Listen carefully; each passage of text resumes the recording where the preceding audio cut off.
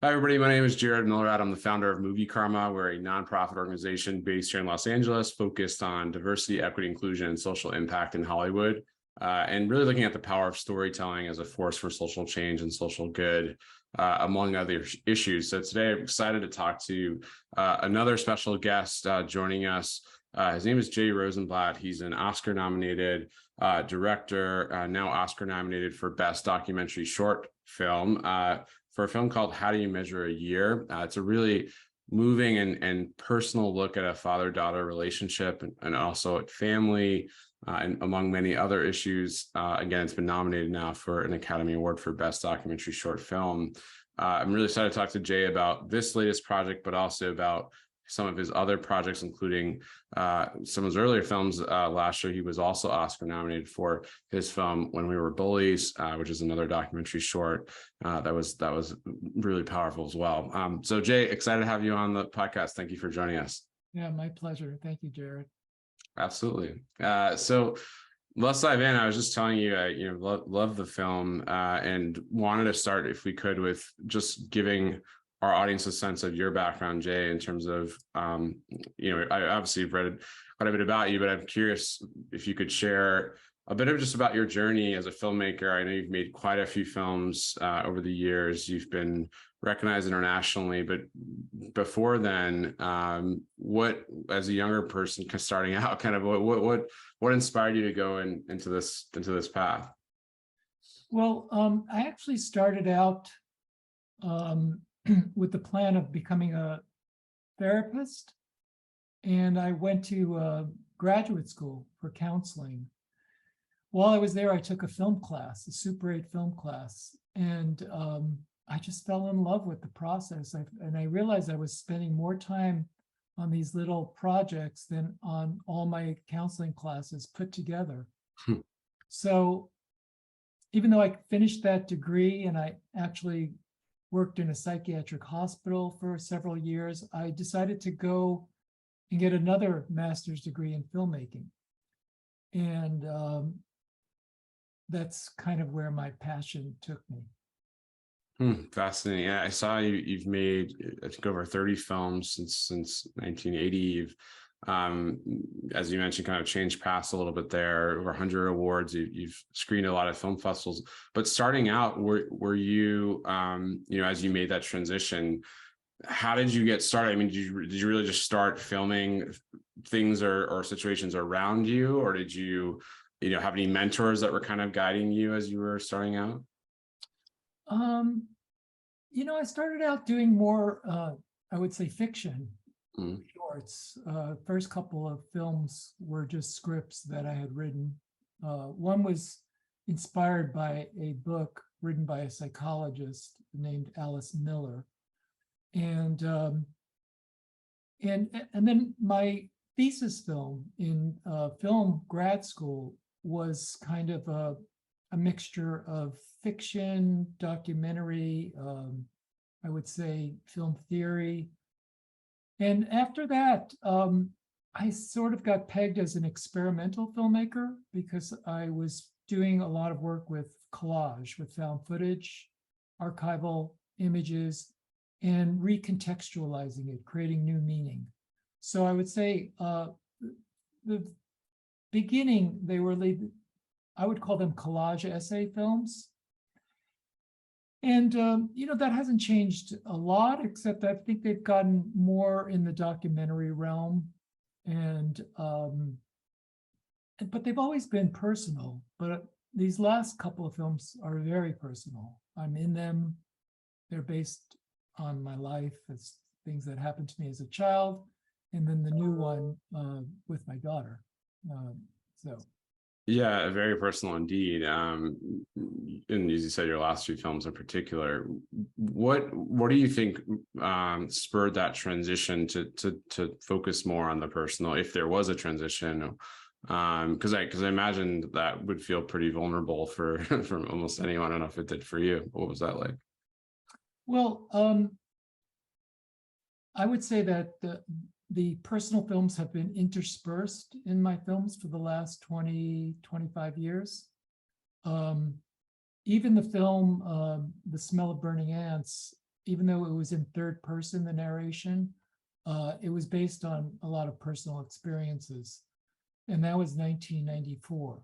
So starting then, the films got more personal, but I would say intertwined with films that weren't personal, that were about subject matters that interested me, or more experimental films, just based on footage that I found, and ideas came from that. But there's been several personal films through the years. It just so happens these last two films are really personal. Yeah, indeed. I mean, you've sort of now tackled several topics that are pretty close to home, including some of your experiences in elementary school and fifth grade, and your last film, and now this one. Tell us, if you would, about Jay, about especially folks who haven't seen the film, how do you measure a year? This latest project, in terms of how did it come to pass? And obviously it's very personal about your daughter. For those who haven't seen it, it really tracks every year of her life, and you interviewing her until she's 18, I think, from 2 to 18. Did this sort of happen organically? There's something that you were like, hey, I just want to document her life, or what was that? Was there a thought process behind it, or just sort of you wanted to really celebrate each milestone for her, each birthday for her? What was that like? Well, there's definitely a thought process. It Yes. wasn't just random. Yeah. There were, this is the fifth film that I've done with her. Yeah. The very first one was called "I Used to Be a Filmmaker," and that covered her from birth to 18 months. Right. And that film surprisingly really hit a chord, and it showed on HBO. It was actually shortlisted for the Oscars. The whole system of shortlisting was very different then. It wasn't public. But that got, just having a child and also trying to continue to make films, with that film, I thought, well, one way of doing that is to kind of, to use not a great term, but to kill two birds with one stone, was to make films with her, as well as my other kind of film. So it was a nice, I would say, shift from my other films are pretty heavy and about serious subjects, and then to do these, what I would call documentary comedies with her. So I Used to Be a Filmmaker started it off, and then this film, the current film, started when she was 2, like you said. And I didn't know what would happen with it, but I stuck with it. And the concept was just to ask her the same questions, or pretty much the same questions. They varied a little as she got older, but to keep some through line from age 2 to 18. And thankfully, she agreed to do it. I didn't know if it would be a film, to be honest. I didn't look at any of the footage from year to year. The first time I looked at the footage was when I started editing it, and it was during COVID, and I had extra time, and I said, I should look at all that footage I shot. I didn't even know if it came out. I was using an old camera. It was kind of breaking down through the years, and I wasn't sure if I had the sound, but I said, I better look at it and just see if there's a film, and there was, and there is now. And then I did a few other films with her in the interim, up until she was 5. So this is the first film I've completed with her since she was 5. Yeah. And so, I mean, I have a bunch of questions, but you raise the point of these repeating questions that you had structured, as you mentioned. One of them, I mean, several of them struck me, but the one about power, I think is pretty consistently in the final film, at least, of you asking your daughter Elle about what is power, essentially. What does power mean to you? And there's some pretty funny answers, obviously, earlier about what that is. What could you talk about, like, that question specifically? Why was that a question you feel like you wanted to ask? I don't know why. I just thought this could be an interesting question throughout the process. And when she was 2, she didn't even, I don't even think she answered it because she didn't know what the word meant. When she was 3, she thought she knew what it meant, but as people will see in the film, Yeah. it's very funny what she Yeah. says. Right. And then as she gets older, it's very interesting what she says about it. And it brought out some interesting answers. You know, to be totally honest, if I had to do it over, I probably would come up with better questions.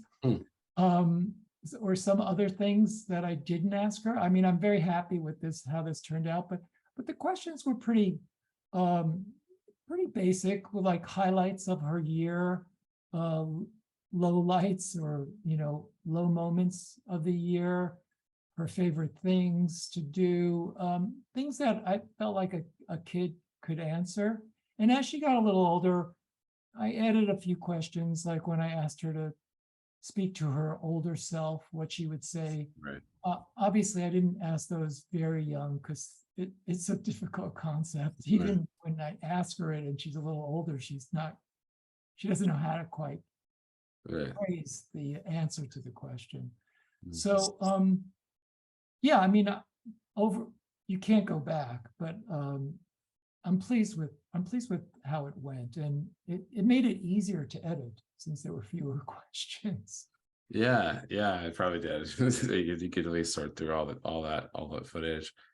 You also asked her about dreams earlier on, at least, what dreams she was having, or what they meant to her, essentially, and she gave some, again, pretty funny answers kind of earlier on. Was that also, I'm just curious, like what did you glean from her answers, or is that just more of a question you feel like she could, especially when she was younger, she could approach? Yeah, I thought she could handle it. I asked her about nightmares too. Yeah. Obviously, as she got older and knew what dreams were, I didn't ask it in the same way. I might have said something like, are there any dreams you remember of this past year? But one thing in editing this, it could get very boring if you have all the answers to all the questions. Right. So I really was very careful to not do that. Especially for an audience that doesn't know who she is, and if it was just for family, it would have been a longer film. Yeah. But I really wanted to, keep people's interest, and I think what really is the amazing thing about the film is that we see someone grow up in such a short amount of time. And I just find that to be incredible, to just see in front of your eyes, in less than a half hour, we see her go from age 2 to 18. And that's where the power lies. Yeah, it's fascinating. It's powerful in so many ways. But they're interestingly, like, we see her grow up, but we also see so many through lines, which I thought was really fascinating. Like, with, for example, her singing, her love of singing, seems to be present in almost a lot of the years. Was that something that surprised you? Like, for example, did she always enjoy singing, enjoy music, or looking back at the footage, you're like, wow, she's really stuck with this the whole way through? Yeah, I mean, she's always liked to sing. I would say probably from around 4 or 5, she was singing her own little ditties. Even in this film, I think she sings this thing like about her 4-year-old self, like "Goodbye, my 4-year-old self." She sings it instead of just says it. And then she got into, she was in some school plays and really enjoyed singing. I think we gave her a couple of singing lessons, but she wasn't really into that too much. And then as she got older, she still loved singing, but she didn't like performing.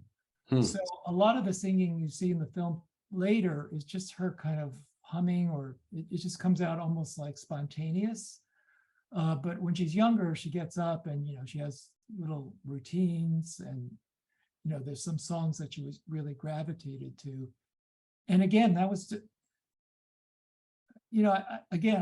not looking at the footage until it was over, I didn't know I had all that, and I didn't know how that would work in the film. And it kind of adds an entertaining level to the film, which is nice, just to have. Yeah.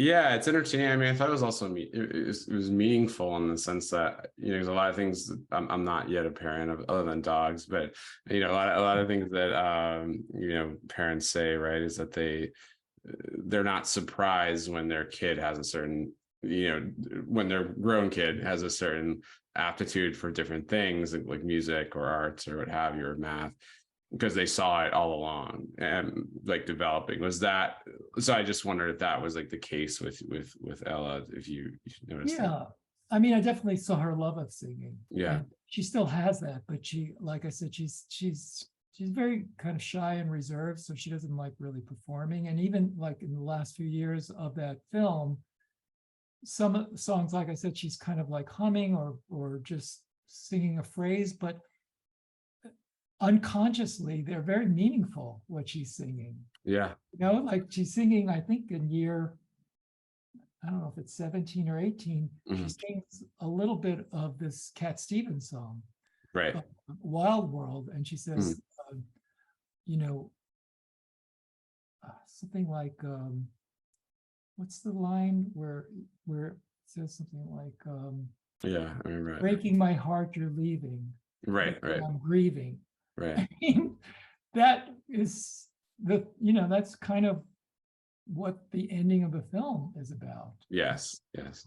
And Yeah. then I think at one point she has this, again, a fragment of a song. She says, "Why are you so obsessed with me?" And you know, there's Mm. just little things that I don't think she thought that through. I think they just came out Yeah. from her unconscious.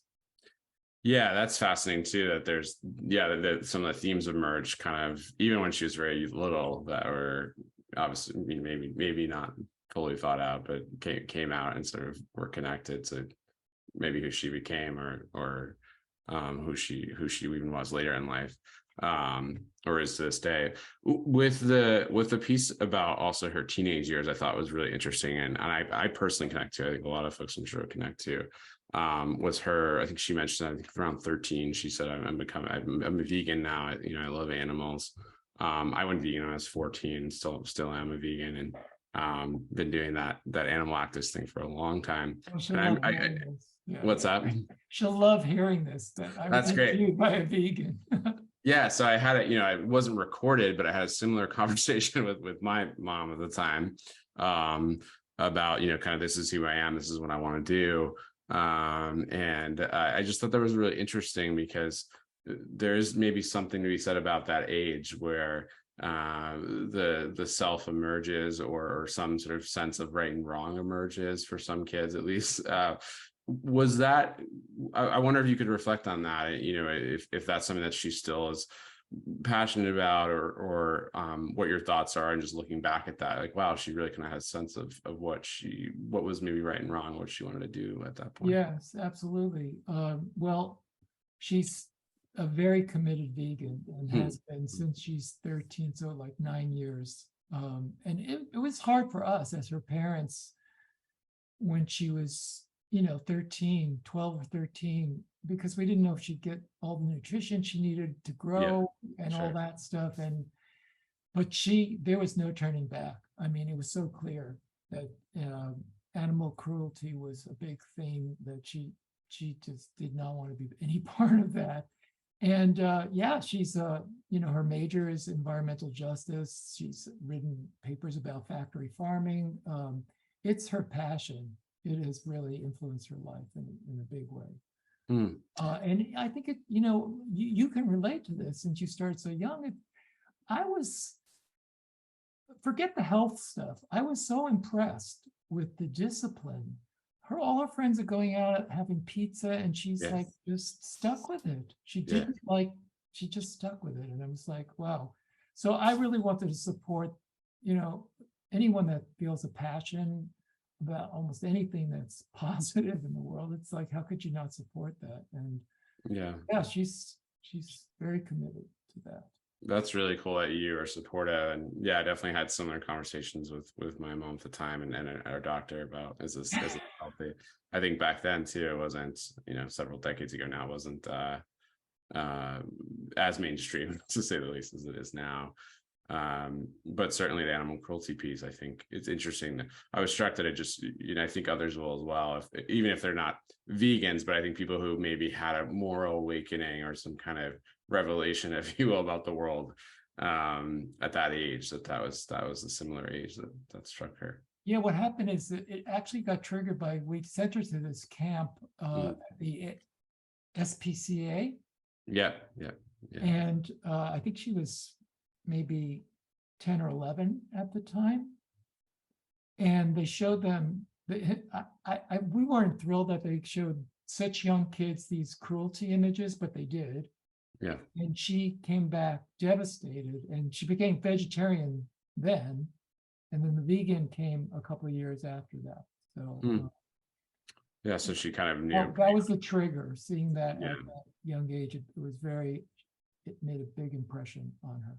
Yeah, I think certain children have an aptitude for obviously animals in general, but seem to be unwilling to sort of bow to the rationalization, to the reasons that some of these adults give them about, well, this is kind of the way it is, sort of thing. Yeah. Oh yeah, absolutely. Yeah, and she's a big, we have pets, and she's her dogs are as important to her as friends. Yeah, that's fascinating. I love that you included that, because I thought that was really meaningful. There's also just a lot here about what she says like is important to her as she gets older, which I thought was really meaningful. I mean, she talks, I think, at one point about the most important thing is to be happy in life. And was that, I mean, when she was saying those types of things, at least as you look back at the footage, I don't know if you remember what it was like to hear it in real time, but how did that affect you, just to hear like what she was valuing at each stage and comparing that? Well, that was really difficult, actually, that because when she said that, I'm pretty sure it was when she was 14, and right. She was super depressed. So she says the most important thing is being happy, and she's saying it in a very depressed, very depressed affect. And I asked her, I said, "Are you happy?" And she says, "Not really." And yeah, I mean, as a parent, you don't want your kids to not be happy. Thankfully, she went through that teenage phase. It wasn't something. Everyone still has moments, of course, but that was a rough year or two where she was, she was struggling with that. I was going to ask you about 14. That was wasn't she said top I know it was like here. It was just like it appears in the film. It kind of was a very short interview that year. And then you kind of hear me packing up the equipment while she's just lying on the couch, because she was not gonna, she wouldn't really engage with the questions. And it's real. It's very real. I mean, right. I was depressed when I was a teenager too. I mean, a lot of us go through that. I was going to say a lot of us do. I mean, I have similar memories of probably around, maybe 12, 13, actually right before becoming vegan and sort of figuring that out. So probably 13, 14, but so I think a lot of people watching this will relate to that as well, from their own teenage years or their children. Like, I wonder, I just wonder like what you gleaned from seeing her go through that, or what she learned from that journey, or maybe watching it back. I mean, it's just a really powerful thing, I feel like, to watch it back, and then even for us as adults to see a teenager experience that, but then to kind of move through it as in a year or two later. Yeah, I think that's one of the powerful moments in the film. In fact, one thing that I didn't really plan on or expect was that a lot of people have watched the film with their kids, or as a family, or people that are have a newborn have watched it. So it's really has this family aspect to it, and I think parents get a lot out of it. In specifically that moment, because they see that it doesn't last. I mean, if she stayed that way from 14 to 18, that would be tough. That would be tough. But I think some parents are probably going through that with their kids, and to see that kids can come out on the other side is very hopeful in a way. So I think that's been a good thing that I didn't totally plan on. I mean, it was part of the film, but I didn't know how people would view it. But they those that are parents and have kids in the house have watched it, and they've written to me and said, my daughter or my son, whatever, really was engaged with the film and kind of saw a mirror. It was like a mirror to themselves.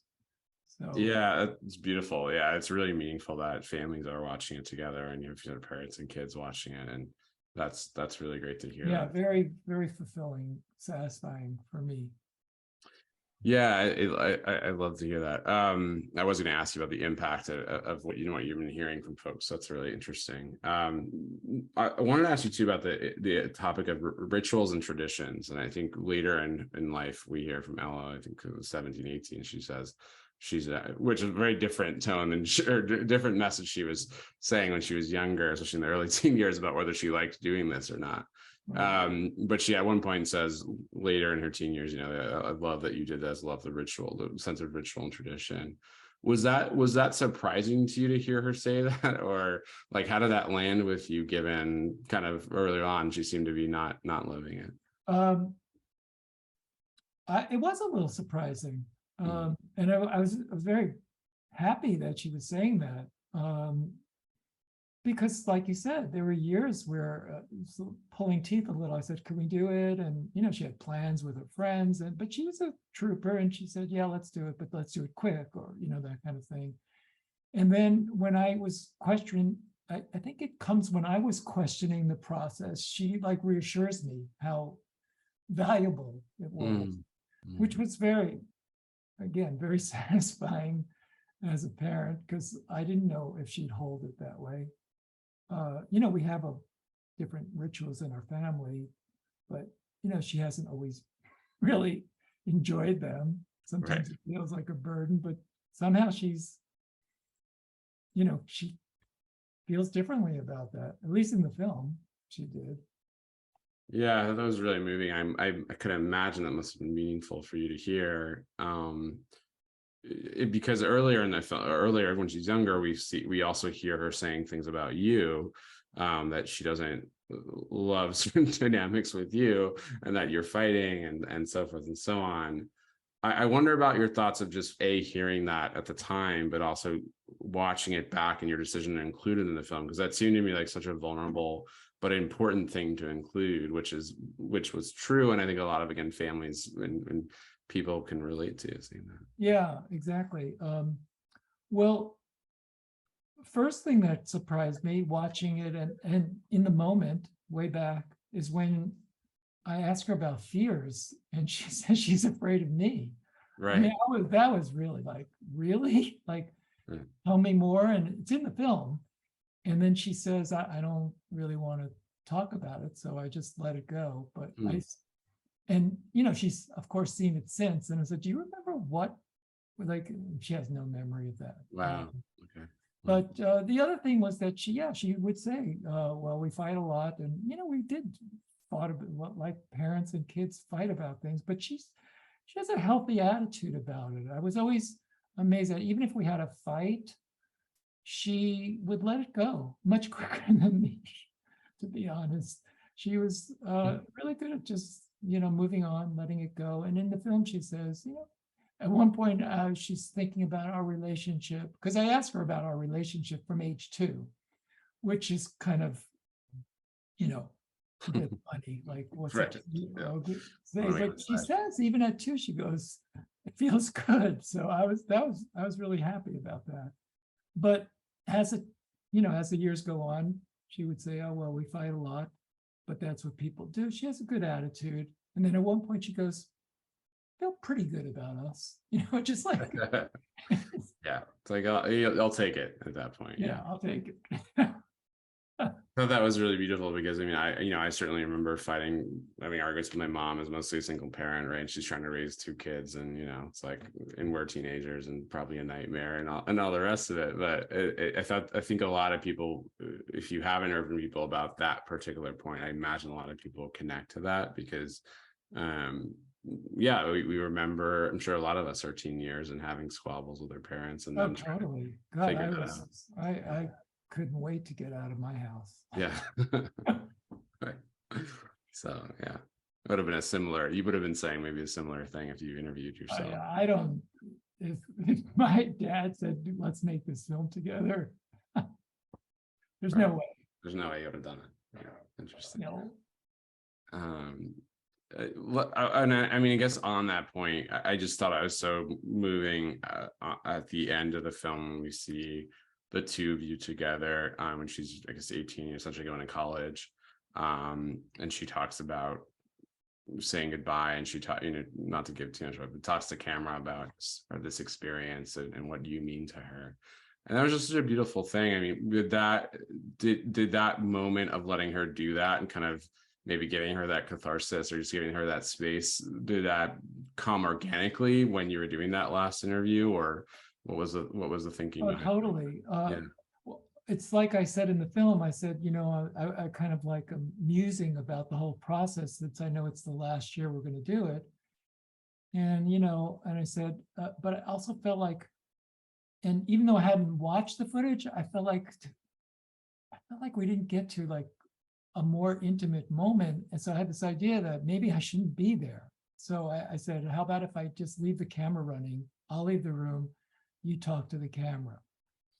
So, and then I came back in and I didn't know what she had said at all until I edited the film.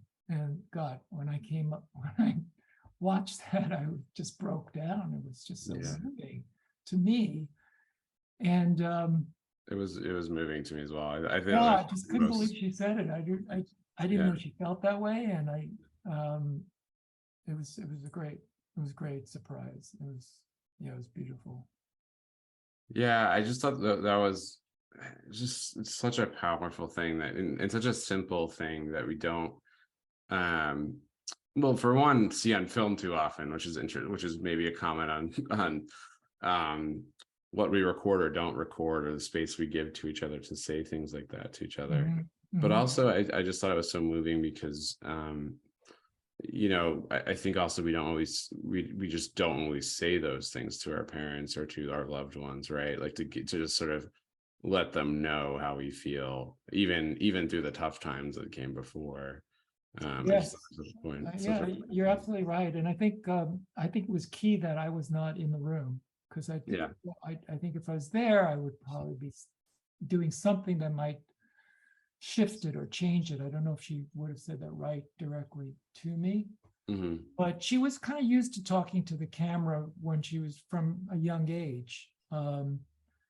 We did this one film called Beginning Filmmaking, where from age 4 to 5, where I tried to teach her how to make films at that age.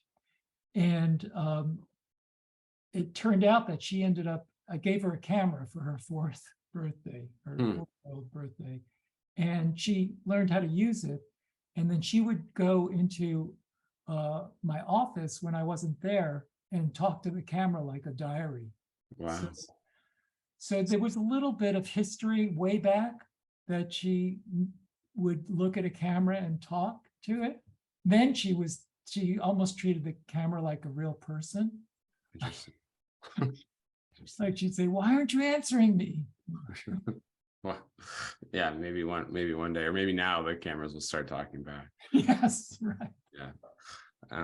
I was going to ask you about that too, I guess, around just what do you think, as you look back on this project now and having made this film out of it, like, what do you think what meanings do you take from it personally? And what have folks said to you who've seen this back?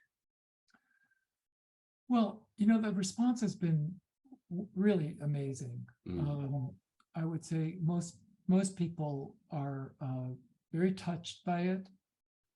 They have responded to, there's a lot of humor in the film. I think that opens people up. I always love when there's humor, because you can get more serious things deeper into a viewer.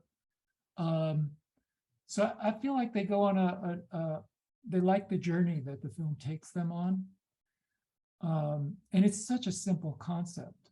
And a lot of filmmakers that have seen it say, you made the film that we all wanted to make, but we never got around to it.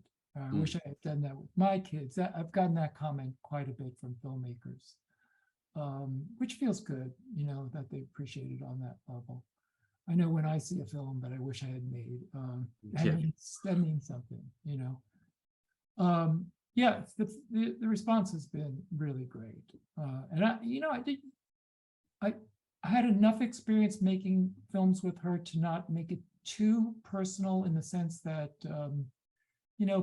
family names and things like that, that would distance a viewer that doesn't know her. I did not want to make this film for just the family.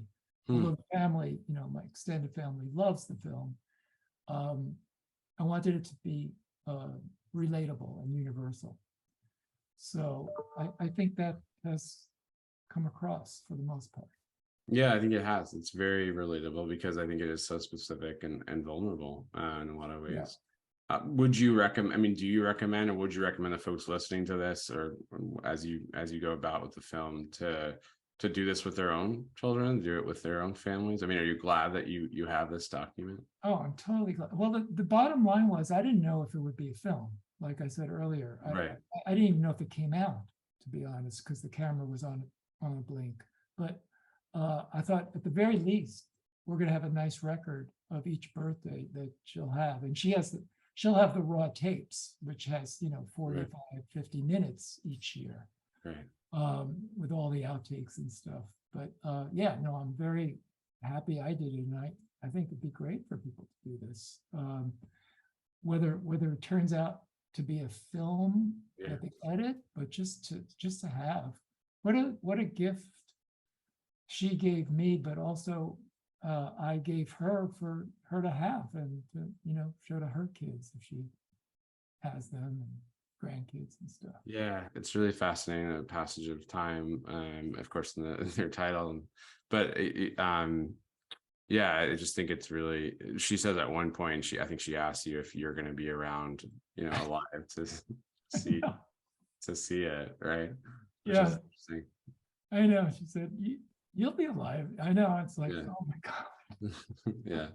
Yeah. Which is interesting, but it does go, I don't know if it feels like that to you, but it almost goes to kind of your legacy as a parent in a way, right? I mean, it's like what you... Yeah, but what was amazing, when she said that, it was like a little shocking, because she says it very casually. Right. You'll be alive, won't you? Like, not like how devastating that might be, but more like, will you think you'll be around? Yeah, just wondering. Yeah, it's fascinating. She's relatively young. She asked that. So I guess one of my last questions just around that, in terms of the passage of time, and you asked a question, obviously, the title of the film, how do we measure a year? I mean, it is interesting, as you said earlier too, on that point, that we can watch this young person grow up before our eyes in such a short time. And a lot of times, as we think back to our childhoods, I feel like sometimes it feels like a long period, maybe to others it feels like a short period, but it definitely, it's perception, right? In a way, it's like, so how does that notion of time land with you, having made this film? Or do you think it shifts your recollection of her childhood, or her own recollection of it? Well, I think for me, I think when you're a parent, in the moment, it seems like it's going on for a very long time. Right. But whenever you look back, it just flew by. So I think the flying by is like the heart of this film. And yeah, I don't know how else to answer this. Just that I think you're in both places when your kids are growing up. And I knew she's an only child, and I also knew that I wanted to cherish every moment. So that's why I filmed her a lot, because I just felt like each stage was so amazing. I'm not saying it wasn't challenging at times. It was very challenging, but I just loved the stages, and I didn't want to let go. And I felt like if I filmed it, at least I could look back at it and just see her and get, re-experience some of the pleasure of her growing up.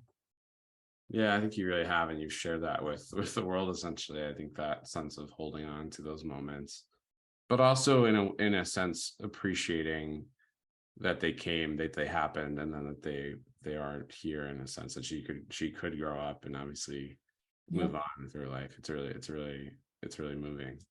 Yeah. Yeah. Thank you. Yeah. Well, again, I hope folks will have a chance to watch it. The film is How Do You Measure a Year? Oscar nominated for Best Documentary Short. Congratulations on that, by the way. And really an honor having you on, Jay. This is really fantastic to talk to you. Yeah, thank you. I really enjoyed our conversation. It's great. Same here. Go vegan. Yeah, exactly. Go vegans.